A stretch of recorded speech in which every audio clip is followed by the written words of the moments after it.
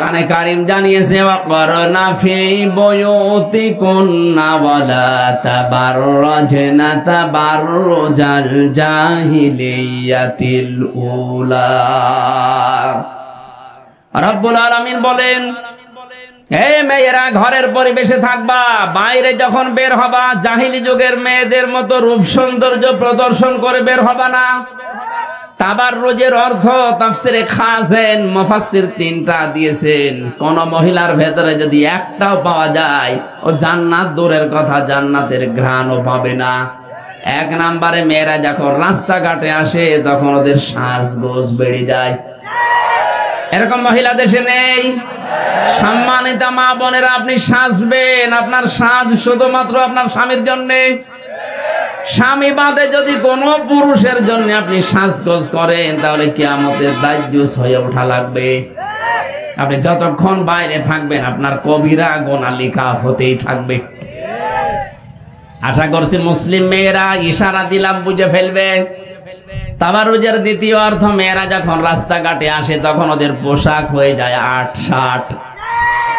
4 piece ছিল বাংলাদেশে, ওখান থেকে 3 পিসে, এরপরে 2 পিসে, এখন চলছে 1 পিস।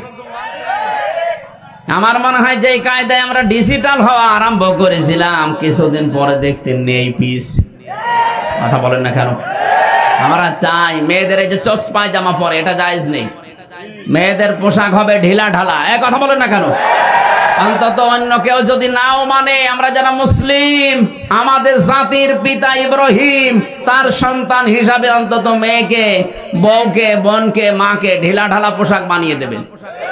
নামাজ পড়ার জন্য সর্বোত্তম পোশাক হচ্ছে সালোয়ার কামিজ। শাড়ি পরে নামাজ হয়, কিন্তু যদি চুল বের হয়ে যায় সেজদা দিতে গেলে আপনার নামাজ বাতিল হয়ে যাবে। এজন্য আমাদের মাদের, বউদের, মেয়েদের আমরা এমন পোশাক বানিয়ে দেই, আমার মনে হয় সালোয়ার কামিজে খরচও কম। কথা বলেন না কেন? 2000-5000 টাকা দিয়ে যদি আপনি শাড়ি কিনতে পারেন, 350-400-500 টাকা দিয়ে সালোয়ার কামিজ বানাতে পারবেন না? নামাজও হবে, পর্দাও রাখা হবে। হঠাৎ যদি কারো সামনে পড়েও যান, পর্দার মতো ফরজ বিধান লঙ্ঘন হবে না। সুবহানাল্লাহ বলতে পারেন না? আশা করছি আমরা যারা শুনলাম, এটা যেন স্বামীকে বলি, ভাইকে বলি, বাবাকে বলি যে আমার সালোয়ার কামিজ বানিয়ে দাও।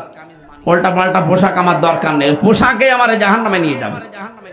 3 নম্বরে মেয়েরা যখন রাস্তাঘাটে আসে তখন ওদের মাজা ওরা হেলে দুলে চলে, এটা এটাকের হাটে লেখায় নেই। এই যে তাবাররুজের যে 3টা অর্থ বললাম, একটাও যদি কারো ভেতরে পান, ওরা জান্নাত দূরের কথা জান্নাতের ঘ্রাণ আর পাবে না। আল্লাহ তুমি আমাদের মেয়েদের, মাদের, বোনদেরকে এই 3টা বিষয় থেকে দূরে থাকার তৌফিক দাও, বলেন আমিন। নেতা হওয়ার 4 নাম্বার, 5 নাম্বার কোয়ালিটি কি? এটা বললে আবার ঝামেলায় পড়ে যাব। এখন তো ঝামেলা নেই। সূরা বাকারা 1ম নাম্বার পারা 18 নাম্বার পৃষ্ঠার 4 নাম্বার লাইনের 124 নাম্বার আয়াত। এটা তাফসিরে ইবনে কাসিরে আছে। ওয়াইযিবতালা ইব্রাহিমা রাব্বুহু বিকালিমাতিন ফাআতাম্মাহুন্না। আমি এই আয়াতটার ব্যাখ্যা করেছিলাম গত বছর, মনে হয় এই জায়গায়, এখানে না কোন জায়গায় এসেছিলাম না? আমাদের জাতির পিতা যিনি, তাকে আল্লাহ 50টা পরীক্ষা করেছিলেন দুনিয়ায়। আল্লাহ বলেন প্রতিটি পরীক্ষায় হযরত ইব্রাহিম ফার্স্ট ক্লাস ফার্স্ট হয়েছেন। ফাতাম্মাহুন্না, প্রতিটি তিনি পরিপূর্ণ করে দেখিয়েছেন। ওই 50টা পরীক্ষার উপরে গত বছরের আমার আলোচনা ছিল। হয়তো কয়েকটা পয়েন্ট বলার পরে আমার গলা পারেনি, এই জন্য বলিনি। আল্লাহ বলেন 50টা পরীক্ষার সর্বশেষ পরীক্ষায় যখন তিনি উত্তীর্ণ হয়ে গেলেন, আমি তখন তাকে ঘোষণা দিয়েছি, ক্বালা ইন্নী জাইলুকা লিন্নাসি ইমামা। হে ইব্রাহিম, আমি তোমাকে মানব জাতির জন্য নেতা বানিয়ে দিলাম। হযরত ইব্রাহিম প্রশ্ন করেছিলেন, ক্বালা ওয়া মিন যুররিয়াতি, হে আল্লাহ, যে নেতৃত্ব দেওয়ার গুণাবলী, নেতা হওয়া, এটা কি শুধু আমি নিজেই পেলাম, নাকি আমার সন্তানাদি যারা আসবে দুনিয়ায় কিয়ামত পর্যন্ত এরা পাবে?